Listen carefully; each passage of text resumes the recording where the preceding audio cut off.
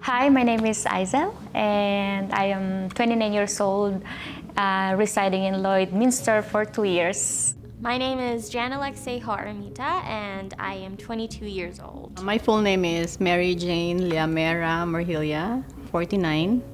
I'm turning 50 this coming June. Christina Cruz, 22 years old. Louis Cruz, I'm 23 years old. Life in the Philippines is, for me, is pretty steady. Building our lives, our family. Of course, I have 2 kids. I have my parents with me as well. My dad was working at that time as well, so I would go to school, go to tutor.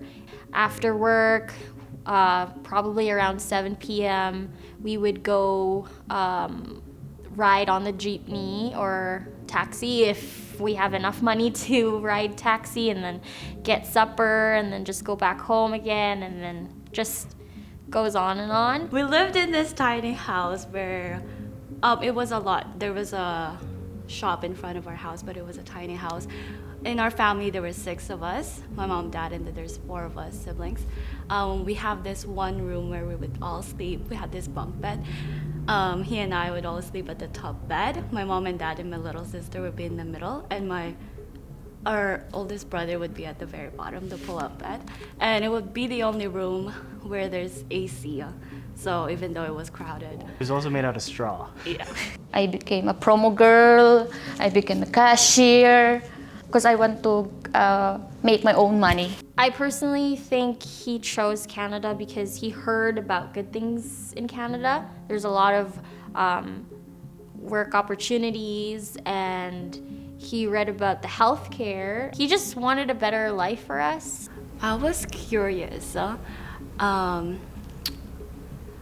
of everything. Everything was different. Everything was bigger, cleaner, fancier. Cold, that was the first thing. And I thought I'd be more upset because leaving life in the Philippines, but when I got here, I think I was just shocked of all the new things that I forgot what I was upset about in the Philippines. So that made it easier. I feel sad because I'll be away from my parents. At the same time, I feel happy too, and excited because this is already the chance for us to have a good life.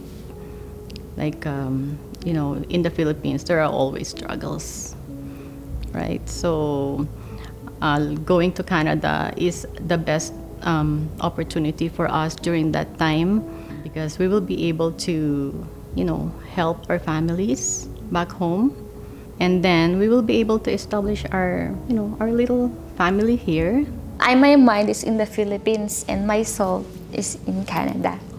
Because my mind is I'm thinking about my family because I'm living there and it's not first time. So here you can go home anytime. If you feel homesick or whatever, you can do that. My life here in Lloyd, it's full of opportunities actually.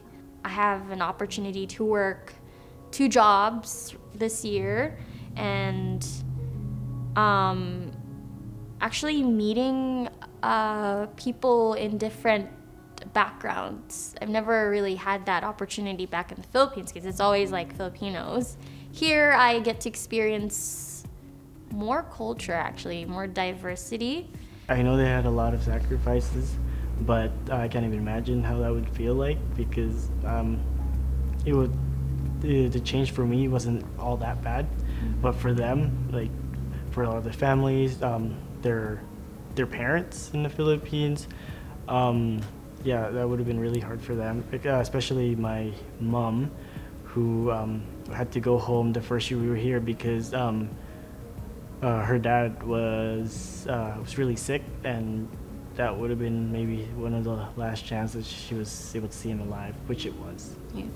When I landed in Canada, honestly, I felt like I was a blank piece of paper, because this is something new.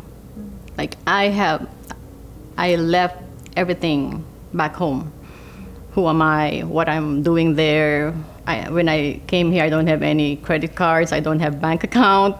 So it's just me, my clothes, what I'm wearing. So my kids. So it was like I'm just a blank piece of paper, and it's up to me how I will live my life here. My connection to the Philippines, nothing more than just visit my friends and family. Just that. Whenever we can, if there's special occasions, we would go back home. But personally, nothing more than just my family and friends. Doesn't feel home to me anymore. Number one thing that I could think of. Yeah, Because yeah. we don't have our home anymore. We have another lot, but I was really upset when they had to sell that. So we don't have, but we have, my mom and dad just had a house there. So I think that's the second thing that I would want to see and just go home to. But cultural wise, I think the tie that I have, even though I'm not in the Philippines, I have a lot of things that gives me that tie, that close proximity to the culture, where like at church we have this festives, Filipino cultural events, and in university I joined this Philippine Student Association, which brought me really close to Philippines and how we collaborated with a charity back in the Philippines to raise money. I have regular connections in the Philippines right now because my parents are still there. I am supporting them financially, and my relatives are still there, and some of my friends. And because of this, social media and some other communication platforms, it is very easy, to communicate. Internet is very important. Yeah. So if I have pag may tinadala akong mabigat, except my husband, because syempre he meron siyang sariling trabaho, matuto akong tumayo mag-isa.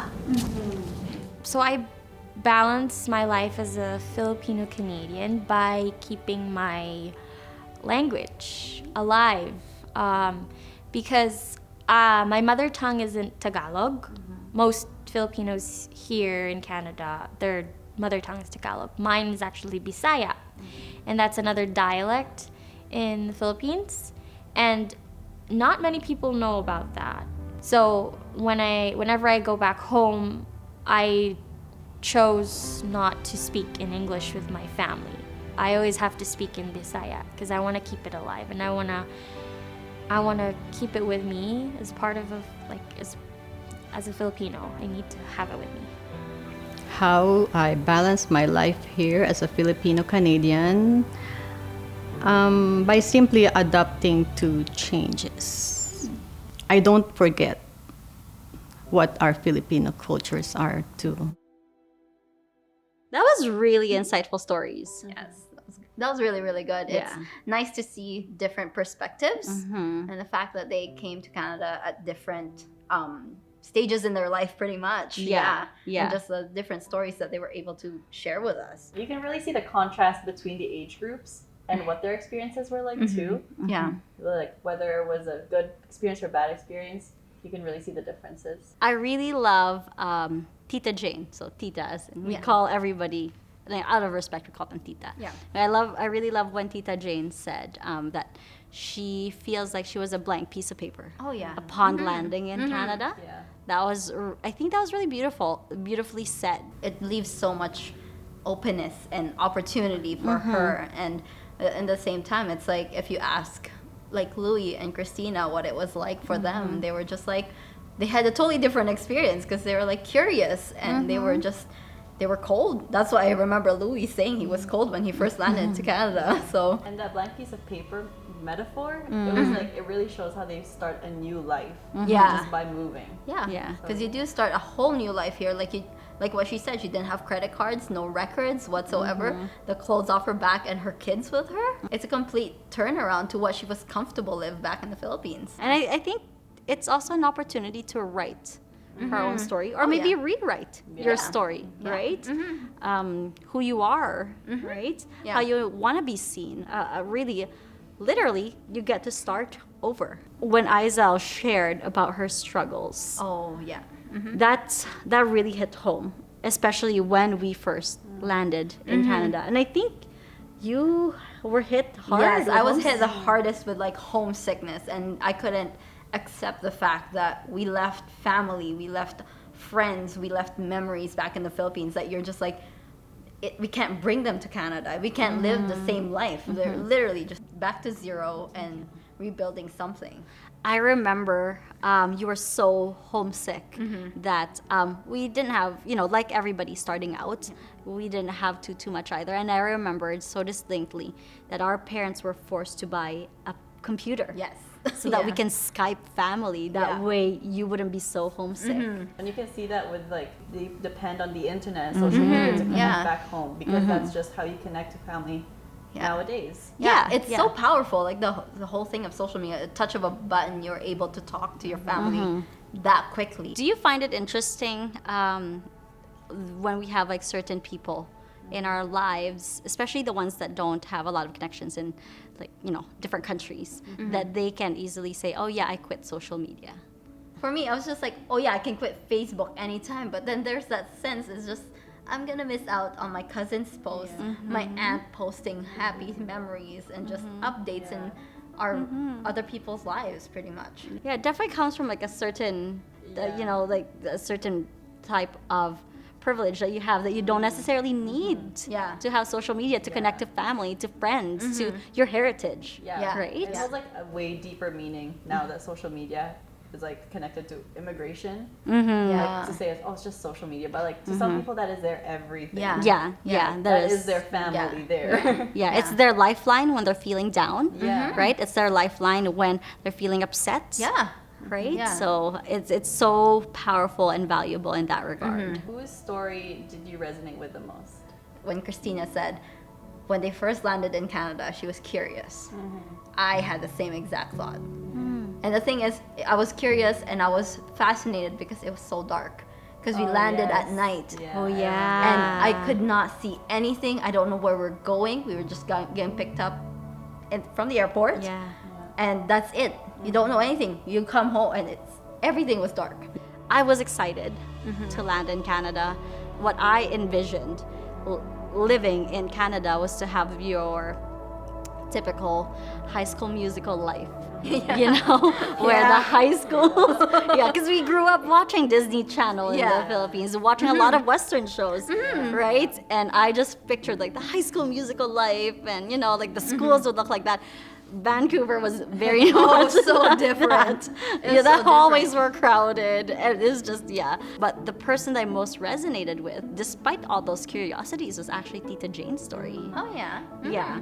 I think coming from the perspective of life was steady in the Philippines because our life was good in the Philippines. We didn't really struggle, but we came here. Well, our parents chose to bring us here for greater opportunity, right? And I also resonated the fact that she wanted to incorporate the Filipino values in her kids, and that's always something, and that has been driving me lately. And the main reason why I'm really doing this channel is because I want to learn more about my heritage because I now have a child, which she is biracial, right? And I want her to know and understand that Filipino heritage in a manner that I can share it with appreciation and understanding. I think I resonated the most with Christina and Louie and Alexei. I think it comes with the age group that you come at like a young age, and then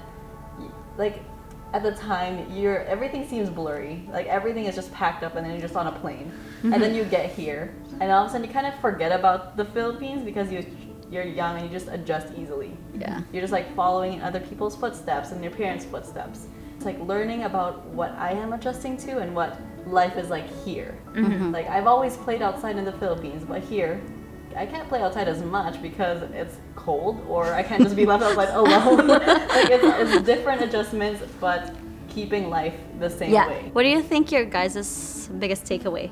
It was more of the hopefulness and the goal. Not, I wouldn't say goal, but there's this always of a theme that's just, you came here to have a better life. Like Alexei said, opportunities were knocking at her door, and she had these opportunities to be educated, to be in university, and to be able to work jobs freely and to meet new people. And it's just like opportunities, especially for healthcare too. Yeah. And it's just like they came here for a better life. The older group, age Yeah. group, is just like the parents sacrifice so much for their kids.